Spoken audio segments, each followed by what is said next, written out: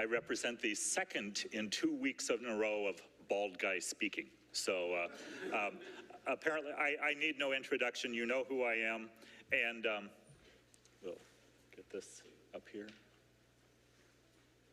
Today we're going to talk about ISIS. Push the space bar. Ah, there.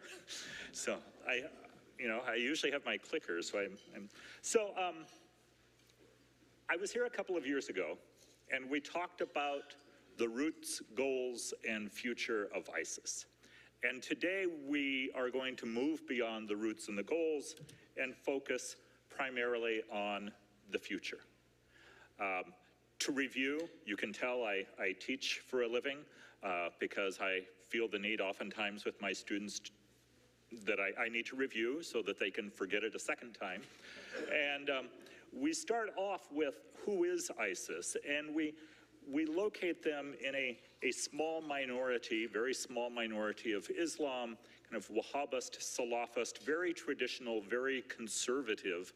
And if you can put conservative and radical in the same phrase, that would sum them up. So they are definitely not mainstream. Where do they come from? Well, considering where they are located currently, Iraq and Syria primarily, a lot of them come from Iraq and Syria. But they also come from other countries that are significant Muslim population-based countries. For example, Tunisia, Saudi Arabia. What we're going to see a little later on is that they do not just come from the Middle East. They do not just come from countries that we would assume to be primarily Muslim. They are not just Arab. In many ways, at least across parts of the Islamic spectrum, ISIS is fairly equal opportunity. In other ways, they are, of course, the antithesis of equal opportunity. What do they want? They want a theocratic state in the land of Islam. How they define the land of Islam is somewhat different from how others would consider the definition of the house or the land of Islam. ISIS would look at countries where there is a majority Muslim population. They would look at countries that had at one point been governed by a Muslim population. So, for example, we could look at places like Spain. We could look at parts of the Balkans. And ISIS would extend that even further now to say any country that has a critical mass of Muslims. For example, a number of European countries. However, that's probably not going to come to fruition for them because we're going to see that they are in fact losing the territory that they now hold. Consequently, they will probably not be expanding in the traditional sense of state. Can they be defeated? This is one of the big questions we'll be talking about, and the perfect political science answer is, it depends, or yes and no. So that's where we are. And then today we are back and we are asking primarily, what's next? We have a new administration. We know that there has been some success on the front against ISIS in in Iraq and Syria. Freudian slip there. We will see exactly where they're going to go from there. Now, the roots of ISIS, and the reason I return to this is because even if ISIS is defeated in Iraq and Syria, doesn't mean ISIS is going to disappear. And part of the reason for that is that the reasons that gave rise to ISIS are going to remain. We're still going to see a traditional Islamist, political Islamist thought that gives rise to the notion of a theocratic state. We are still going to have the vestiges of the old Al-Qaeda present in a number of countries which have helped to propagate that Islamist thought. We are going to continue to see the ramifications and the long-term effects of the Iraqi insurgency, which is going to continue in some shape or form indefinitely. We are going to continue to see the ramifications of the Syrian civil war, even if it nominally comes to an end. I can guarantee that what has occurred in the Syrian civil war is already giving rise to the next generation of extremists and terrorism. We have seen increased sectarianism around the world, which is going to further marginalize and peripheralize populations, which is going to cement the us versus them attitude, which is going to make religious and sectarian violence more likely in the future, and we are going to see the continued presence of marginalization, oppression, and corruption, not only in the Middle East, but in other countries that I'll refer to. So the great news for people whose livelihood depends on security and analysis of threats of this kind, you have job security.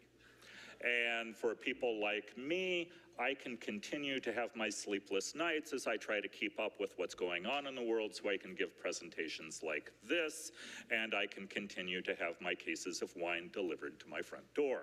So these are the roots of ISIS, and all of them are going to remain. Now, I return a little bit. We saw this last time I was here, the structure of ISIS. Clearly, one of the goals of the coalition is to eliminate Abu Bakr al-Baghdadi, the self-proclaimed leader of ISIS. He is still around. He still has his governors. He still has his leadership council. He still has his local leaders. But clearly, one of the desires of the coalition fighting ISIS is to eliminate the head of the snake. One of the things that we oftentimes forget is that even if you remove the person who we would consider to be the head of the snake, there is always someone ready to assume authority once that person has been killed. Additionally, if you will eliminate the leadership, the likelihood of, gosh, I'm trying to come up with a description that won't give me nightmares that includes like spiders and stuff. But you can just imagine, for example, the leadership of the group being eliminated and then all of these different parts, all of these different factions essentially scattering. And actually later on, somebody refers to that as essentially stepping on a ball of mercury, which I think we've probably all been taught we're not supposed to do anymore. And you have, even if you step on the big ball, you end up with all these other little balls going all over. That's going to happen as a result of two things. One, we're seeing it happen now. They're losing control of their territory, their actual state, if you will, territory in Iraq and Syria. So they're going to be scattering. That would be exacerbated by the elimination of the leadership. People would scatter. Scatter is not good. If we leave here today with one, I guess, thing in the back of our mind, the scattering of ISIS is not good. And I can guarantee the scattering of ISIS is going to occur. So that'll give you something to have nightmares about over the next few years. Now, this was the territory that ISIS controlled up until about a year to a year and a half ago.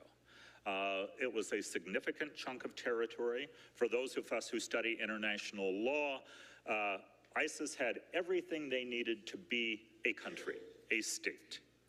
They had a territory. They had a permanent population.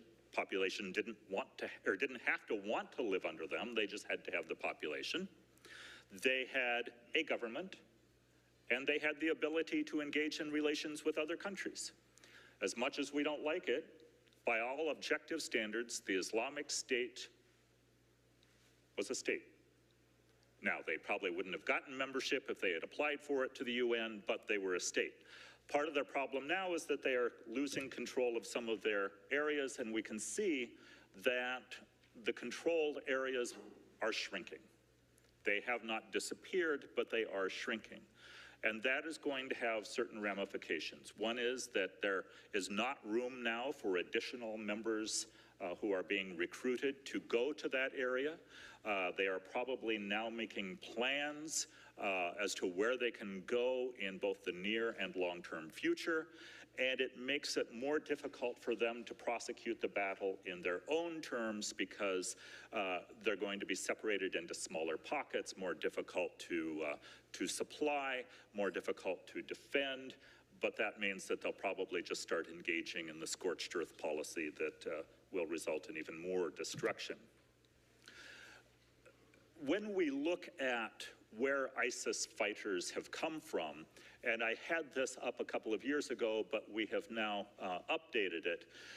You can see that some of the significant providers, if you will, of ISIS members are Tunisia, Saudi Arabia, and then over into the northwest part of Africa, the western part of the Maghreb, as a result of the collapse of governments and regimes in those areas.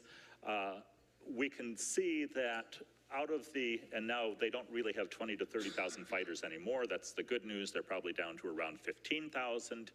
But they have a significant number of foreign recruits. And at any time now, the majority of their fighters are foreign recruits. They are starting to run into the same problem that factions within Syria, the Syrian civil war, are running into, and that is that they're running out of fighting age males. Just think about Western Europe of World War I, where a number of the countries there lost nearly an entire generation of young men fighting. We see in the case of the Syrian civil war, where you have press gangs going out and grabbing anyone who looks of age but hasn't been wearing a uniform yet. The ISIS fighters don't necessarily, the ISIS doesn't necessarily have the ability to go out and establish press gangs, but they are running out of recruits of the appropriate age in the countries that they are recruiting, Iraq, Syria, and the area. So that's going to hurt them. We know that there have been somewhere between 3,500 and 6,000 Europeans traveling to this area to fight. That number has largely dried up. And within the US, we have sent only 1 to 200. The estimate right now is that there are somewhere between 50 and 125 Americans fighting alongside ISIS today. That recruiting has largely dried up. Parts of the Middle East, the recruiting has dried up. So ISIS is having a more difficult time acquiring the forces they need to prosecute their battle. There are fewer new fighters going in, again, partially because it's more difficult to get in, partially because the interested population has been exhausted to some extent. As a result of tighter border controls between Turkey and Syria, as a result of ISIS shrinking, we think that the influx of foreign fighters has dropped from somewhere around 2,000 a month to about 50 a month, although I was reading numbers that some fear that that still is at around 500 a month. So they're still getting foreign fighters, just not nearly as many. Now, part of that, again, is the result of the shrinking territory and the fact that the border controls are working. A third point is that ISIS no longer has the money to pay them. Their economy is suffering, doggone. Which means then that they're not able to equip the ISIS fighters. They are not able to pay them the salaries that the fighters had come to expect. Consequently, they are saying, you know, essentially, unless you're self-supporting, don't come. We can't support you. And even if they wanted to get there, Turkey and other countries have clamped down on the ability of people to get there. They are now perhaps down to about 15,000 fighters. 45,000 fighters are, as I like to put it, no longer with them. Most of that number have been killed, but a few thousand of those have returned to their homes, which should give us pause for concern down the road. Fewer than 12,000 foreign fighters still, but based on my math abilities, Dan Van Pearson's not here, is he? Good.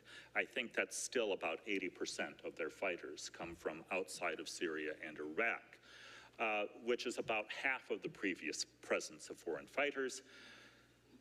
Here is an interesting point to consider if you want to know why Russia is so concerned about fighting ISIS in Syria and supporting the Assad regime. Over 2,000 current members of ISIS come from Russia, with an additional probably few hundred, maybe even into the low thousands, coming from the former Soviet Union. Consequently, Russia is going to engage in an anti-ISIS, pro-Assad policy that will leave no brick standing and essentially, well, no brick overturned and no wall standing, because they don't want, in their mind, essentially the cockroaches scattering, because Russia knows pretty darn well where they're going to scatter to, and they're going to be coming home. And so Russia is in this, and their attitude is, you know what? If we break an entire store worth of glassware in order to, get the one bad dish, we're going to do it.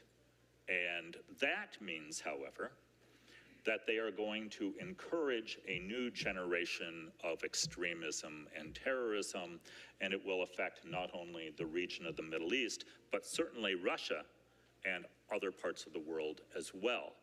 Some of the best fighters, and consequently those who have suffered the largest number of casualties, come from Chechnya. And we know that Chechnya has been a problem child for Russia since the breakup of the Soviet Union in 1991. And there's good and bad to this. If you kind of do a cost analysis of it for the Russians, it's great that the Chechens are such good fighters and they're in the front lines and they're being pummeled, because it means more of the Chechen fighters are being killed and so won't be coming home. The bad part of this is the more Chechens who are killed there, and by what will appear increasingly to be by Russian bombs, it's going to upset Chechens who aren't there. And so there's going to be good and bad. Shrinking territory in Iraq and Syria, they have lost about a quarter of their territory and somewhere between 30 and 40% of their population. So that's going to have an effect on their ability to recruit. Again, stronger Turkish border controls, loss of strategic entry points, and the Iraqi forces, the Russian and Syrian airstrikes, the coalition airstrikes are having some effect. So we'll see. So is this meaning then the impending and inevitable end of ISIS? No. So, because then I'd be out of a job. I'd have nothing to teach about. I'd become a historian, which is great, be a historian, but. So, where would they go? Where wouldn't they go? And it was Malcolm Nance of a think tank who said it's like stepping on a ball of mercury. And I have likened it to playing whack-a-mole.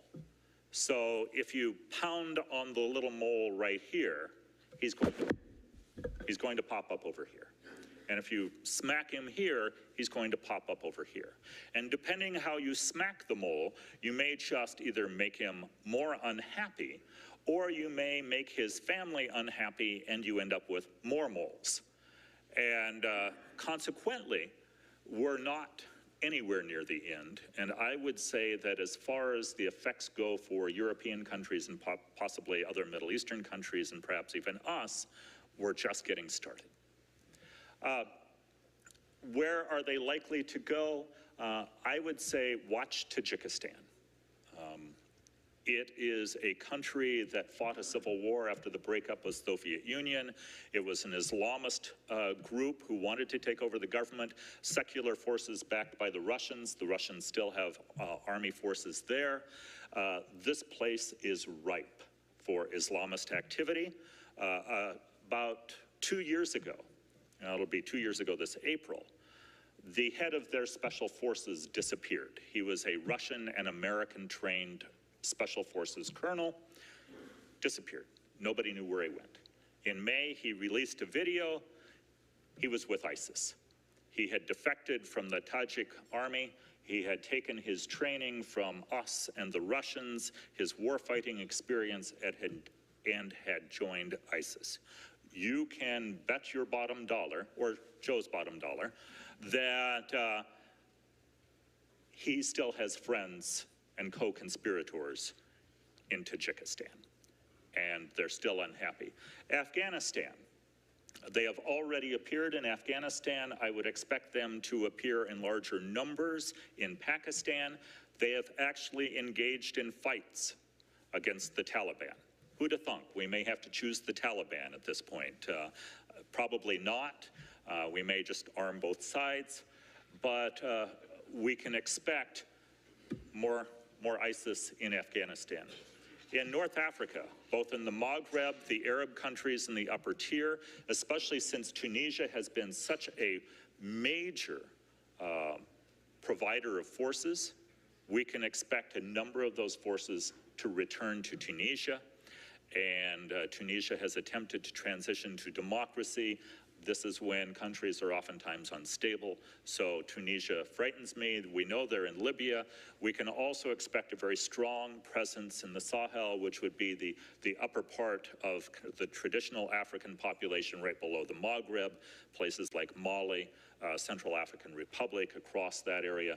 They're going to be there in big numbers.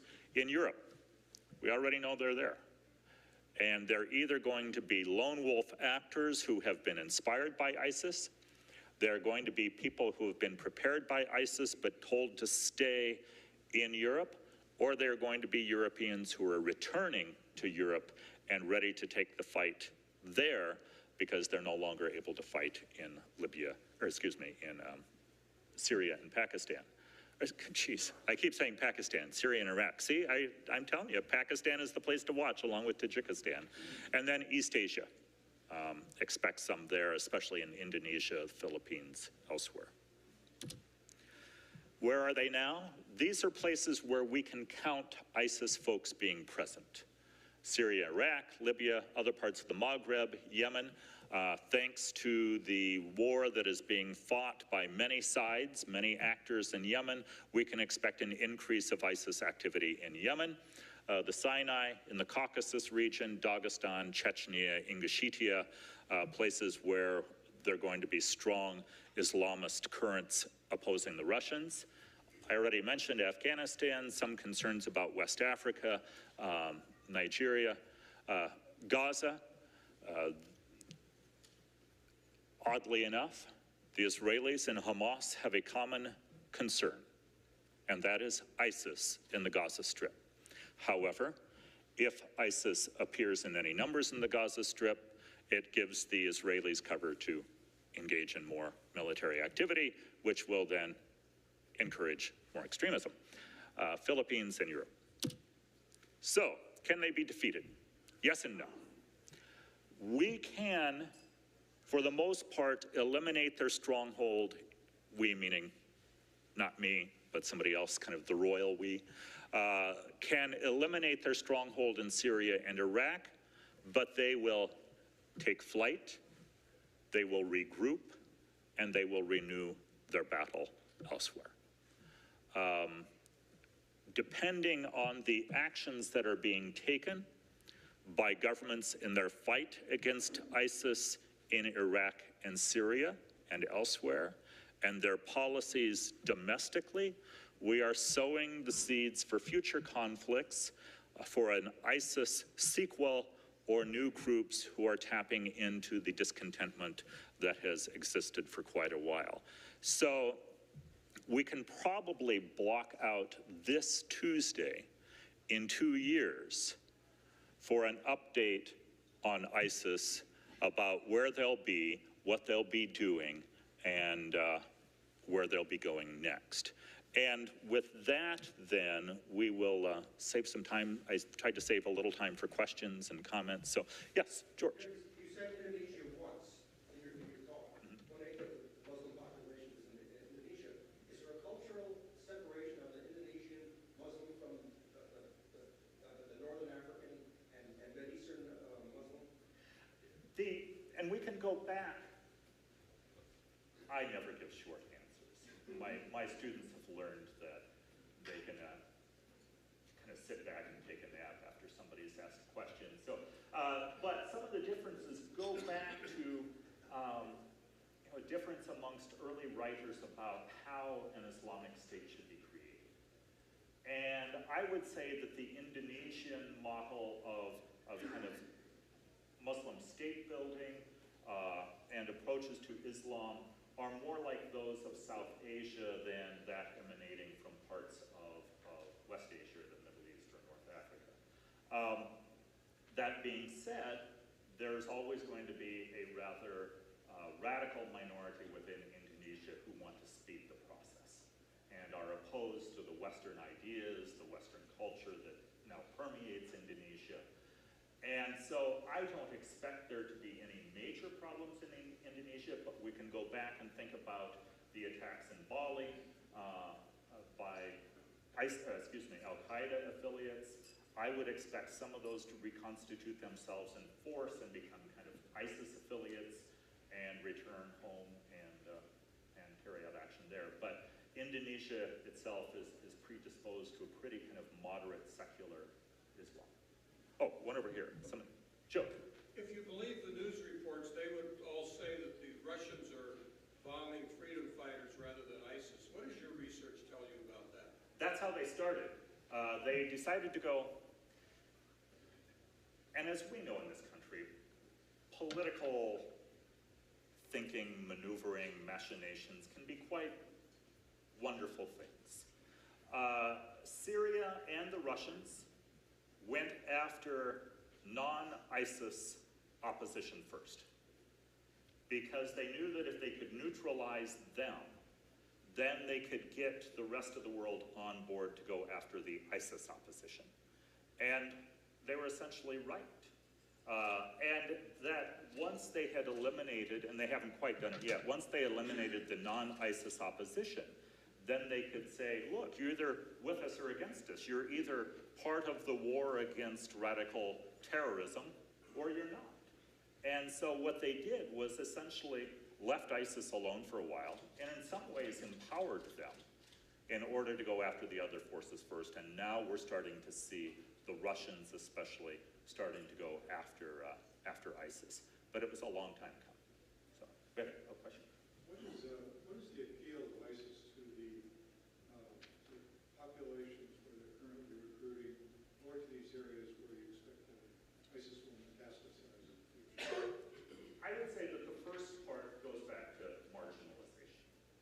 If somebody feels marginalized or oppressed, they are going to look to other ideologies to give their concerns voice. There was research carried out in French prisons amongst young Muslim men who had begun the radicalization process. Why did they engage in petty crime? Why did they then engage in radicalizing behaviors? And the answer was discrimination, marginalization. So in European countries, you can look at that marginalization aspect. In other countries, you can look, for example, at the corruption, at the oppression of their governments, or by their governments, and that is a wonderful recruiting tool. In a phrase that I may have inappropriately used in an interview one time, in the good old days of terrorism, when we were talking about leftist European groups, the best, and Latin American groups, the best places to recruit were essentially urban slums, because the people were very much marginalized, or college universities, where people were very idealistic, disappointed in the status quo, and wanted to do something bigger. And while you don't necessarily see the recruitment anymore in urban slums like you once did, you now see recruitment across the board. That notion of idealism and marginalization are incredibly important. Hey. I've heard it's been referred to as ISIS, or some refer to as ISIL. Yep. What's the difference between ISIS and ISIL? And that was the slide I deleted. There is no real difference. It is more kind of a semantic, old geographical difference. When we talked about ISIL, it was the Islamic State of Iraq and Levant, which was a larger area that took in Lebanon, maybe parts of southern Turkey, Syria, northern Palestine, northern Israel, northern Jordan. So that Levant was a larger geographical area. Or you would look at the Islamic State of Iraq and al-Sham, or Syria, which was essentially the same area. So it had a lot to do with, really kind of translation, geographical, historical aspects, but very little to do with, any difference in areas. Oh, the press is asking a question. Yes. Very quickly. Oh, that's. Can you comment at all at what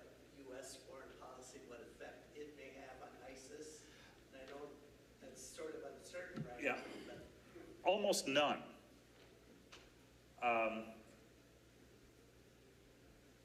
For example, I mean, clearly the stated goal of the Trump administration with the recent executive order is to prevent radical Islamism from appearing in the United States.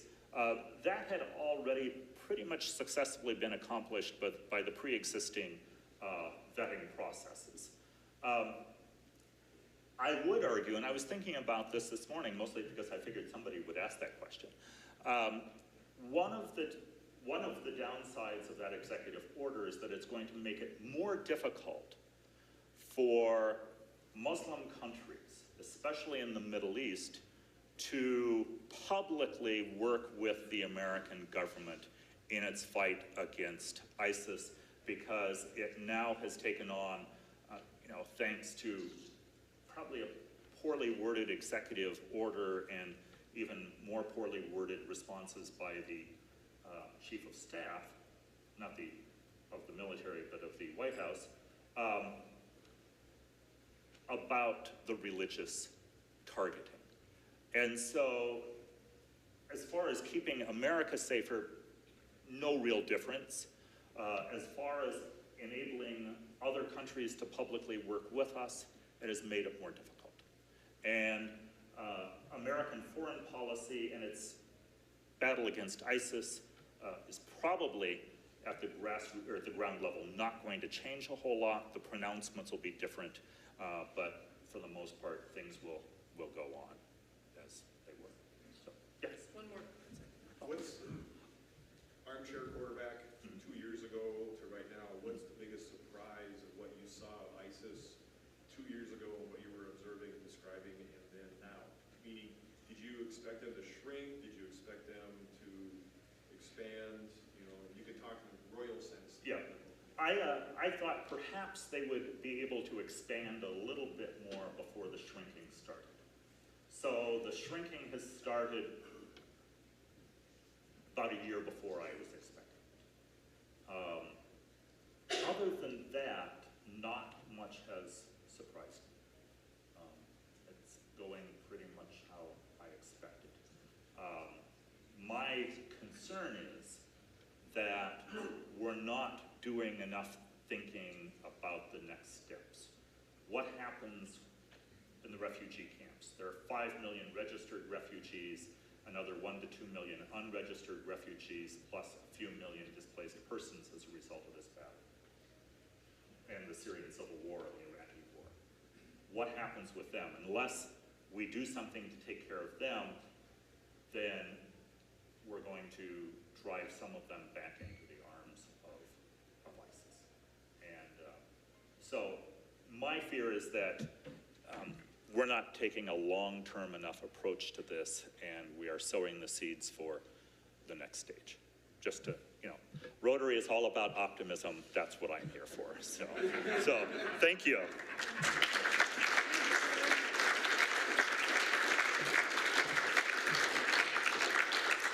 Thanks, Tim. Always informative. I know we've just got to get people back, but I'm sure he'd be happy to sit here and answer more questions if you guys had